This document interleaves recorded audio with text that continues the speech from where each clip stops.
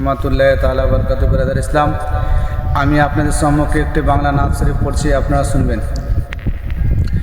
অবশেষে তারা খাটি উঠে আনবে বাঁশের পাটি, অবশেষে তারা খাটি উঠে আনবে বাঁশের পাটি, তার উপরে দিয়ে মাটি, তার উপরে দিয়ে মাটি, একে একে করে সবাই ফিরবে বাড়ির তরে।